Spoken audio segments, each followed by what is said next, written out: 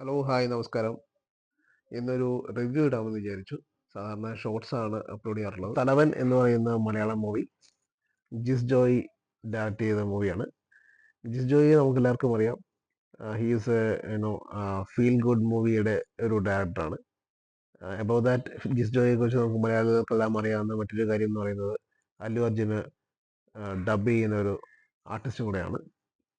So coming to this movie, Biju Menon, Asif Ali എന്നിവർ വളരെ അടിപൊളിയായിട്ട് ചെയ്തിട്ടുള്ള ഒരു മൂവി തന്നെയാണ്. സാധാരണ ജിസ്റ്റോയ് ഫിലിംസ് എന്ന് പറയുന്നത് ഒരു ഫീൽ ഗുഡ് മൂവിയാണല്ലോ, ഞാൻ നേരത്തെ പറഞ്ഞു. സോ ഇതൊരു ത്രില്ലർ മൂവി തന്നെയാണ്. അതിൻ്റെ ഒരു ജോണർ വ്യത്യാസമുണ്ട്, അതിൻ്റെ ആയിട്ടുള്ള ഒരു ഭംഗിയും ഉണ്ട്. ആക്ച്വലി ത്രില്ലർ മൂവീസ് എന്ന് പറയുന്നത് മലയാളികൾക്ക് എപ്പോഴും ഒരു ആവേശം തന്നെയാണ്. മാത്രമല്ല, ഇപ്പോഴത്തെ ഏറ്റവും ലേറ്റസ്റ്റ് കണക്കെടുക്കുകയാണെങ്കിൽ തന്നെ ത്രില്ലർ മൂവീസ് മലയാളികളിൽ നിന്ന് കണ്ടു പഠിക്കണമെന്നാണ് ബാക്കി അന്യഭാഷ ഫിലിം മേക്കേഴ്സ് ഉൾപ്പെടെ പറയുന്നത്. അതായത് മലയാളം ഈസ് ഗ്രോയിങ്. ഇപ്പോൾ ഈ 2024 നോക്കിയാൽ തന്നെ അറിയാമല്ലോ, നമുക്ക് ഒരുപാട് ഫിലിംസ് 100 ക്ലബും 150 ക്ലബും വന്നിട്ടുള്ളത്.